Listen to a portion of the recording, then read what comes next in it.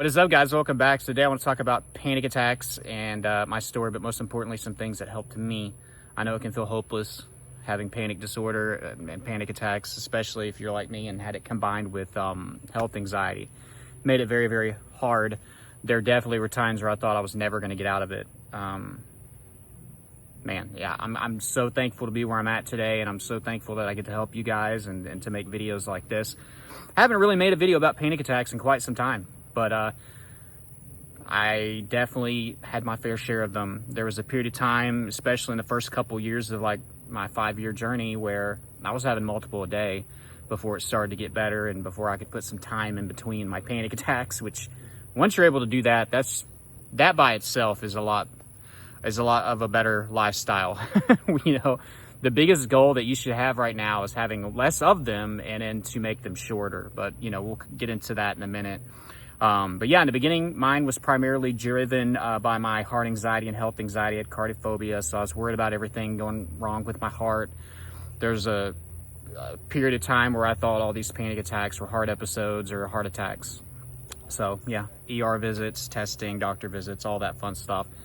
Thinking about death and dying and disease all the time. And whenever you have the health anxiety or heart anxiety connected with the panic disorder, it's like it's a whole different game. It's one thing to have panic attacks. I'm not trying to diminish if you fall in this category, because it's still scary and sucks and can be crippling. But it's one thing to have panic attacks and you know that they're not going to kill you. And it's another to have a panic attack, and every time you have a panic attack, you're thinking it's a medical emergency. Two different things, both crippling, but they're just different. And I felt into that category where every time I was having a panic attack, especially in the beginning before I got to acceptance, I thought I was dying. And the first one that I had was 6 hours. Believe it or not, I'm not exaggerating, I'm not lying. 6 hours long, where my heart was racing 125, 130 to like 170, 180, up and down, up and down.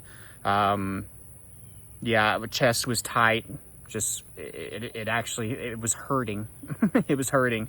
And then numbness, tingling, all the racing thoughts, the DBDR. And I remember the first time I had a panic attack, like, I remember I was like borderline, like hallucinating, but flashes, seeing shadows. And then it really, that sold me, because I was like, oh my God, I'm about to be on the other side, you know? I'm seeing what the other side looks like. So scared the crap out of me.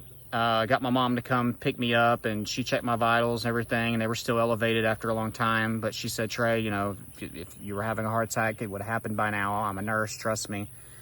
And one of the biggest mistakes that I made was I didn't go to the doctor and get a checkup for a while. And that's one of the first things I want to mention. If you have heart anxiety and health anxiety combined, and it's fueling your panic attacks, you need to go get that external reassurance. I'm not saying that you need to go every single day. That's not what I'm saying. You have to decide when to cut it off. I mean, obviously you will have to cut that off at some point if you want to work on acceptance, but how are you going to move towards acceptance if you haven't been checked out? And if you wait months, the problem that you're going to have is now that even once you get checked out, guys, and you get told that you're healthy, or that your chest pain is just anxiety and all this stuff, your subconscious is lingering behind. You know what I mean? It's not there. You can almost say it's not there for the doctor's appointment. What our job at that point is to do is to, you know, give that information to the subconscious daily and give the same energy that, you know, we were giving whenever we were saying all the wrong stuff. We're dying, or there's something wrong with our heart. Now we got to say, look, the doctor said we're okay. We got some good testing, or maybe you got multiple opinions. We're going to be okay, and we're going to move forward, and we're going to do this. But you know, it took me a while to go get checked out. By then it was just a habit, panic, the symptoms, everything. I was in a horrible place whenever I got checked out. And, you know, when I got told that it was anxiety, and I was diagnosed with anxiety disorder, and they did an EKG and some blood work, and he explained to me there's just really not a chance that I would be having any of these issues at my age at the time, which is 21, I believe, that there was no way that I was having a heart attack, you know. And I felt great then. I was just, wow, you know, I've been freaking out all this time for nothing. But go back home, chest starts hurting again. Why? Because of what I just mentioned. It's already a habit. It's already there. And then now I'm just thinking, well, that just means that he missed something, or I was being misdiagnosed. So then you just start chasing and chasing and chasing. That's why in the beginning, these things are really rough, because it's hard for us to accept, even while we're getting checked out and being told that we're good and that we're healthy, because these symptoms are still so strong and they happen. And then bam, I'm having another panic attack, and bam, I'm having another one. And guys, it just started with the heart anxiety, but man, it's spread into every aspect of my life. You know, I've made a couple videos in here and I mention it all the time about my driving anxiety. Had a bad panic attack in the car. All right. And it's easy to have panic in the car. It's overstimulating. You got traffic, the lights, you know, you can get stuck behind somebody that's slow. It was even worse when I was a passenger, because the pressure of like holding it together and not having to ask to pull over. But I had to pull over all the time, go get water or something to drink at a gas station. You know, once I started, you know, to embrace exercise and stuff like that, you know, I would try to do push-ups and stuff like that. Try to. Wouldn't do too many of them, which I'll get into in a little bit. But I would do things like that. I would have to call my mom and talk to her and get her to calm me down. So the car was rough, and it's hard to hold a job. I would have them a lot of times in the mornings right after waking up. I would just like go into panic. And then at night before going to sleep, and then it would rev me up, and then, you know, I'm having to drink alcohol or take Benadryl and all this crap to get my body to settle down enough to maybe get some sleep, if that. It was just a nightmare. I don't think I need to explain anymore really about what my panic disorder was like. I was having them all the time.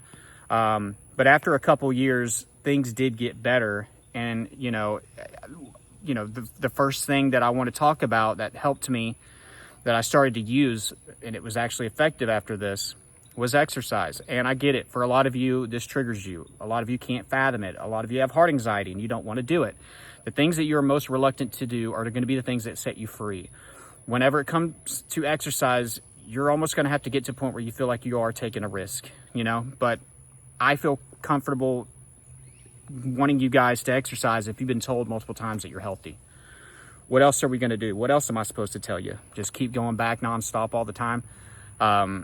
Eventually, it's going to feel like we're taking a risk. And that's what I did the first time I broke through this barrier. Now, don't get me wrong. Like I mentioned earlier, maybe doing some push-ups here and there on the side of the road, or doing some stuff to try to help me, you know, get out of my head on my way to work or something. Or I'd go for walks, or I'd do some yard work. Like, I would try to do things, guys. But there was like this barrier. Heart rate's too fast. Chest tighten up too much. I do not want to die. I don't want to have a heart attack. I didn't want to risk it, right? But in this situation, no risk it, no biscuit. And the first time, you know, that I actually went out there and ran for more than 10 minutes, pretty aggressively, not a sprint, but a little kind of like a fast-paced jog, I was having another panic attack. And I was about to go to the ER again to get told the same stuff again. You know what I mean? And I was just like, you know, no, I got to know. And this is probably like 2.5 years in, you know, that I'd been struggling with this, constantly seeking external reassurance, panic, daily symptoms, thinking that there's something wrong with my heart. And, you know, I tried acceptance. I tried to tell myself like it's been a long time, something would have happened by now. I said all the right stuff, but I knew there was something that I needed to do. And it was going out there and running and feeling like I was going to take a risk. Yeah, I mean, I remember thinking like 50-50 chance, even though there wasn't a 50-50 chance. In my mind, I was like, there's a 50-50 chance I'm going to pass out or have a heart attack out there and escalate whatever is wrong with my heart, and they're going to find me the next morning. Because this is, mind you, 2 o'clock in the morning, and it was cold. I've been frozen out there like that the next morning for people to find me. But I went out there and I did it. I had to know. Finally had gotten to my breaking point, guys, right? I had to know if there was something wrong with me. And I was just, I can't do this anymore. You know, some of you are so close to having that breakthrough, you know, where your F it moment, basically. And that was one of my first F it moments. So I went out there and I ran. Nothing psychotically crazy, no sprinting, but a fast-paced jog. And I remember for some reason, it got my breathing back in rhythm. I was actually breathing heavy and breathing hard for a reason versus sitting still in panic.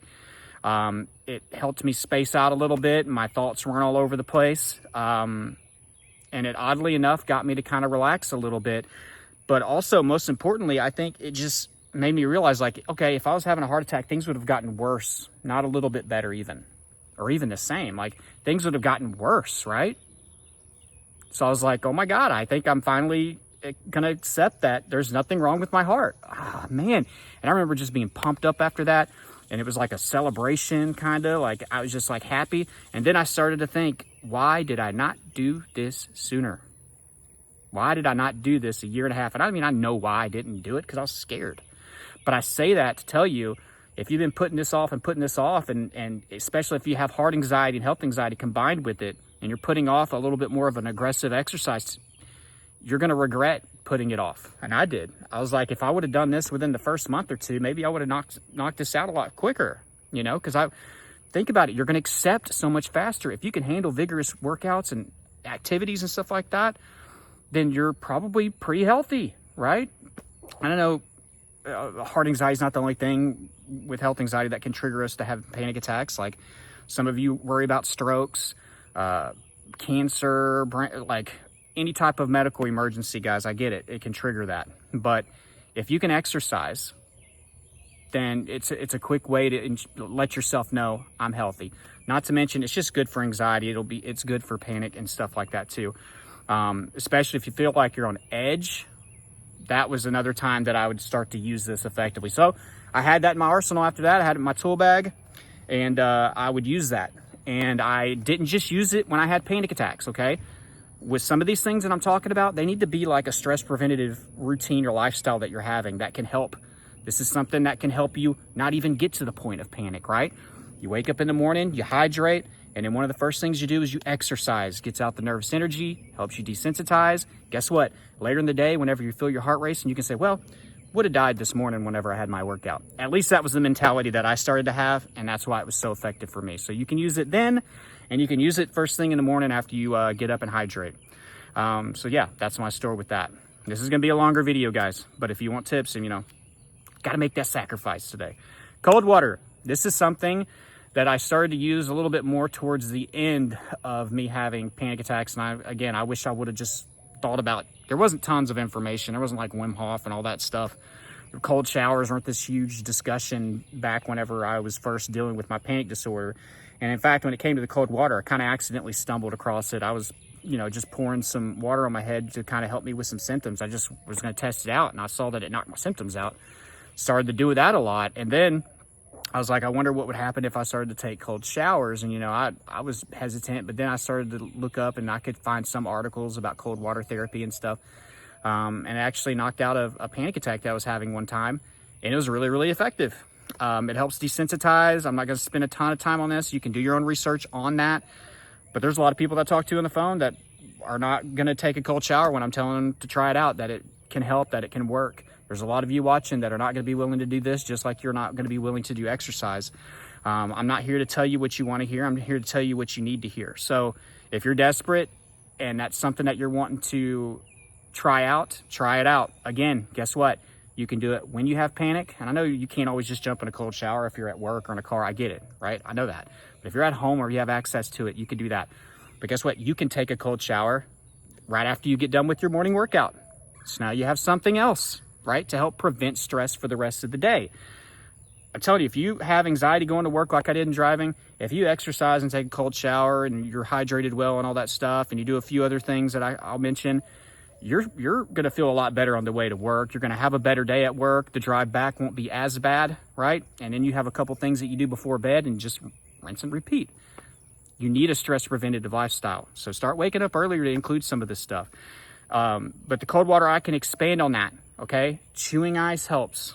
Ice towels help. Those of you that are having trouble getting outside this time of the year because it's hot and you're nervous about triggering you have panic or your heart and all, get some ice towels, man. Those things work amazing.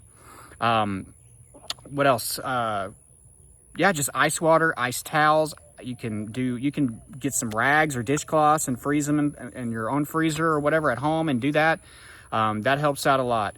Something else that I have down here is lemons and limes. Now, this is one of those that I wasn't really doing, but I see a lot of TikToks, all these short videos. It's like, sour candy, Sour Patch Kids, beer salt is another big one. And the only thing with that, guys, I'm sure that does help some people because it's going to ground you. It's another grounding technique. It gets your mind off of it and gets you focused on a different sensation. I'm cool with that. But I don't want you to have to always eat candy and eat sugar and eat salt and make your sodium high, which isn't going to be good for your heart rate or your blood pressure or your heart fears or any of that. Sugar is not going to be good for your anxiety. It's not healthy for you. So instead of now having addiction to beer, salt, and candy, because I'm sure if it does work for you, even if it does, you're going to want to do it again and again and again. You're going to start going through a freaking bag of Sour Patch Kids every single day. So here's another alternative to that. Lemons and limes, quarter them up, little slices, okay? Put them in a cooler if you're going to go somewhere. If you want them in the car, they could help you if you're in the car. And just bite into the lime, bite into the lemon, whichever preferred. One that I would have a mixture in there, just see which ones you like better. And use that to deter your mind onto something else or to ground you, right? To give you a different sensation, that sour sensation, because it's healthier. It's more natural sugar. It's not, you know what I mean? Like, it's not as bad as Warheads or Sour Patch Kids. And I'm not trying to bark at anybody that does that. You're just do you, whatever you want to do. I'm just trying to give you a healthier alternative. You can keep those in the fridge and all that. They're cheap, especially lemons. The next one, guys, I'll talk about breathing techniques. Not a ton of experience in the beginning whenever I was going through my panic disorder. And I say there's not a lot of experience with it because I gave up on it. Whenever I would have anxiety attacks, I would be hyperventilating. And the idea behind breathing techniques is to kind of control your breathing and to get back to a more natural breathing rate or whatever pattern. I would try some of these, but I wasn't patient with it. And I would freak out and I would just think that it was going to make me pass out even more. I get mixed responses from people on breathing techniques too. Some people say it makes them feel worse. Some people say they survive because of them. So breathing techniques are something that you can look into to help control your breathing a little bit better, to kind of slow your heart rate down, to bring your vitals down. They can help because I've seen many people talk about it helping them, and it'd be weird if they're lying about it. But some examples of this, a 4-7-8. A 4-7-8 is a good one that you can practice. It's easy. In through your nose for 4 seconds, hold for 7 seconds, and then blow out through your mouth for 8 seconds. It slows everything down. Another popular one is box breathing, right? So you can look up some videos on that and try them. Maybe be a little bit more patient than me. Give them more of a chance. I started to use more of the box breathing, the 4-7-8 stuff, when things were getting better, whenever I started to wisen up. But I didn't have a lot of experience with that in the beginning. And then something else, guys, these things that I've been talking about are fast go-to things if you're desperate and if it's really bad. And I know, guys, sometimes it sounds like I contradict myself with some of the things that I say. In some videos, I'm telling people to exercise. In other videos, I'm telling people to let go of control. And another one, I suggest cold water. There are different levels to anxiety, okay? But if I'm talking to somebody that's just started having panic attacks, they don't have any acceptance, they're not getting any sleep, they're worried about their heart, they can't work, they can't drive, they're borderline agoraphobic, I'm going to tell them something different than somebody that might have a panic attack once every 3 to 6 months and has a lot less symptoms and is doing a lot better. Okay. So whenever I move on to this section, this is more so for people that you're in a better place than where you were. You're getting more sleep. You can work, you can function. You don't necessarily always think that these panic attacks are killing you. It still feels like it, but from your history and your past that you're going to probably be okay, right? This is for that group of people.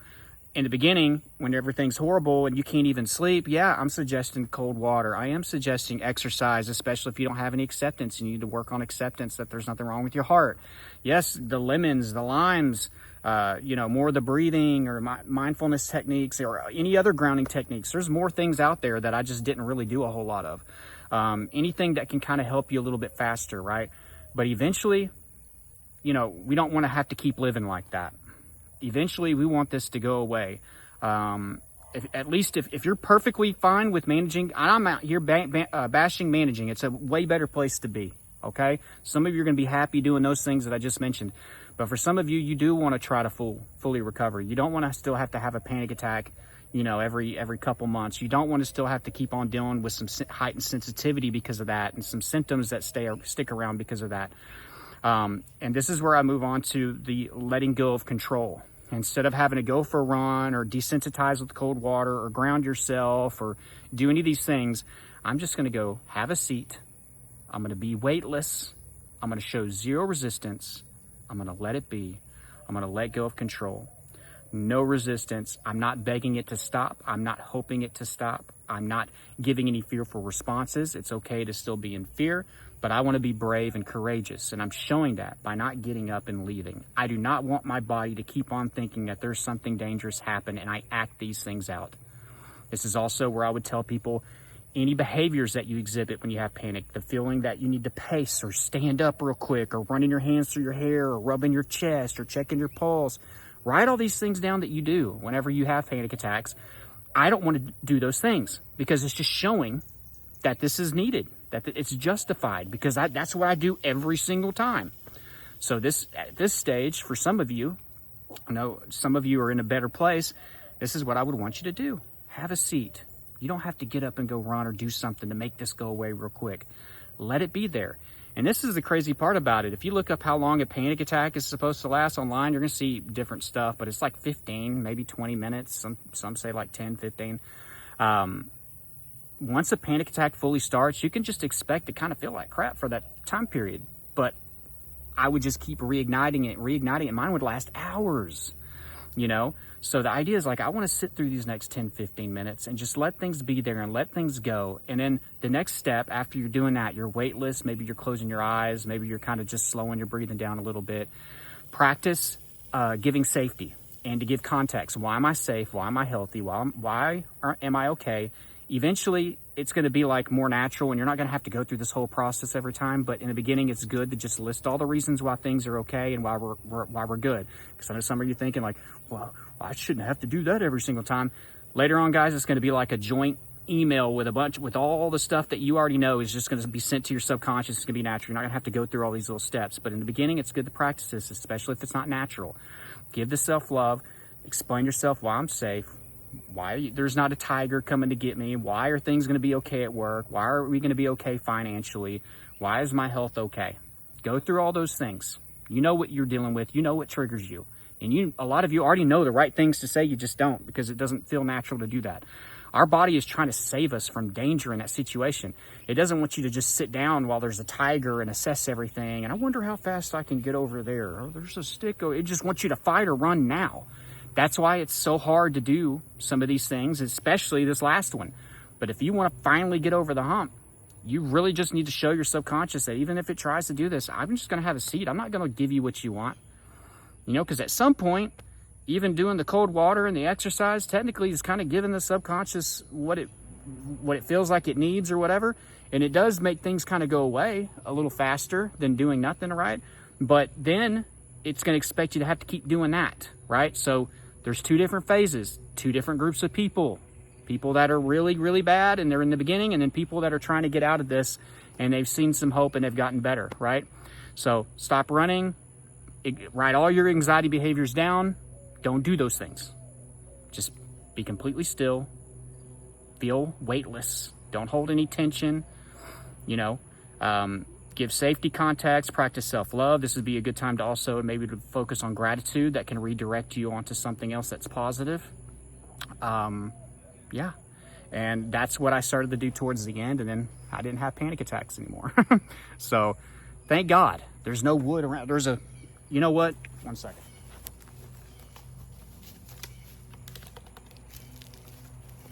I don't want those things no more. Don't want those things no more. All right. But guys, I hope you liked this video. I didn't talk about a lot of the little tiny things. Guys, there's tons of things you're going to find all over the place. I just wanted to talk about the things that I knew the best, try to be a little bit more authentic. Guys, if you want more help on the overall process of recovery, it's not just about panic. It's about, you know, fixing your overall lifestyle, the routine, having a foundation. You know, I talked about health, anxiety, and acceptance. There's a lot of things that go into it. So check out my course, Elite Anxiety Bootcamp. I'm going to put it down below in the description and in the first pinned comment. Let me read you a review testimony real quick. The best course I've ever taken. I've been suffering from severe anxiety for 3+ years since my first brain surgery. Thank you so much, Trey, for taking the time and hardworking energy to help those in need. So be a part of that if you want more help, guys. My coaching information is also down there. But I love you guys. And until next time, keep fighting. Bye.